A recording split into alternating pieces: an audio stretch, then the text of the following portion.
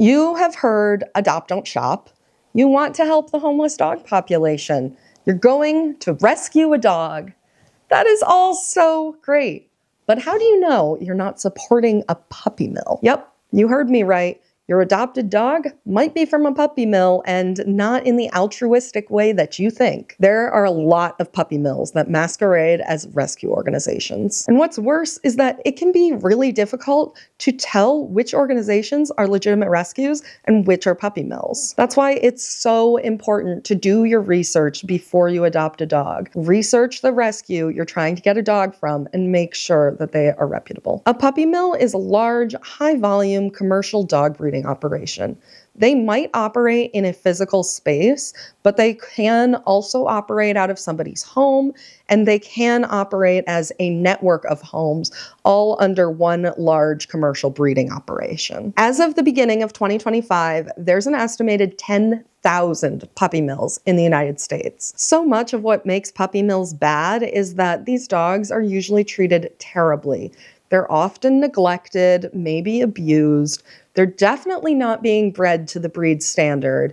And health and temperament are not at the forefront of a person's breeding decisions. Their only motivation is profit. Fortunately, there are some red flags that can help you determine if a rescue organization is legitimate or if they're supporting puppy mills. First up, is the rescue a nonprofit organization? If a rescue is regularly adopting out dogs, they need to be a registered 501c3 nonprofit organization. And don't take their word for it.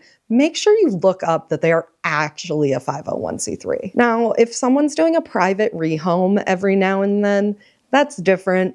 You don't expect an individual to be a 501c3, but if that individual is operating any kind of regular adoption organization, then they need to be a registered nonprofit. Another really, really big red flag is there's no return provision in the adoption contract. It's really important that dog rescues take responsibility for these dogs they adopt or for these dogs they rescue for the duration of that dog's life.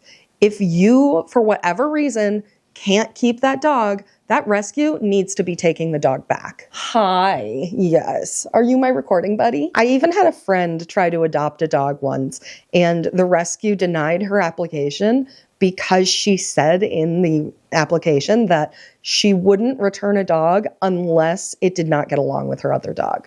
They said, well, we don't accept anyone who would possibly return a dog because that's terrible.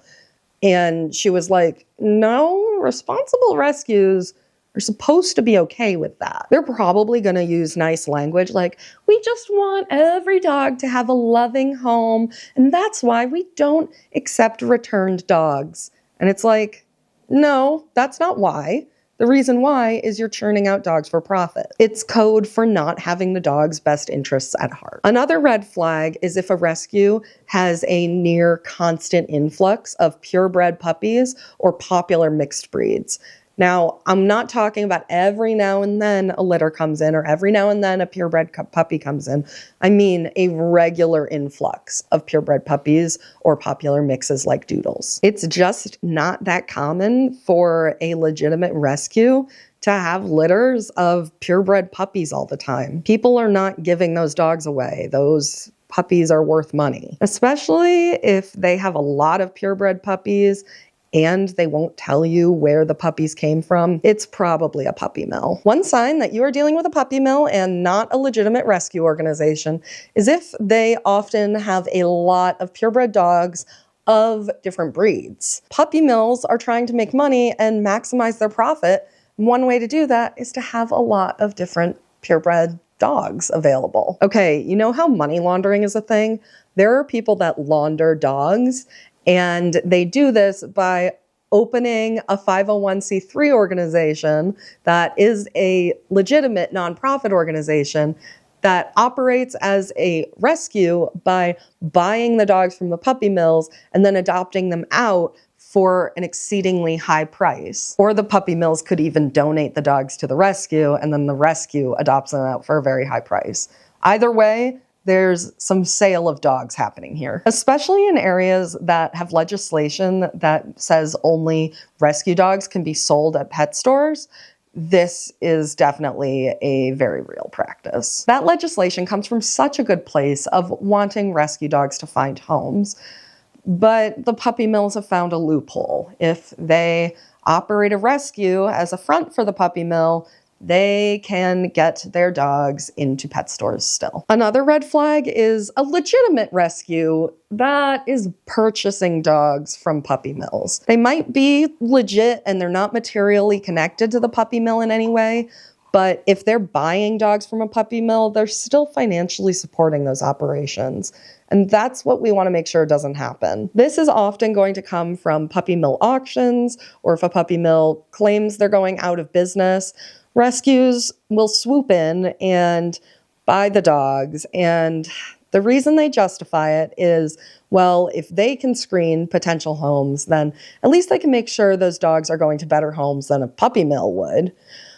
And I understand that line of thinking, but it's fundamentally flawed.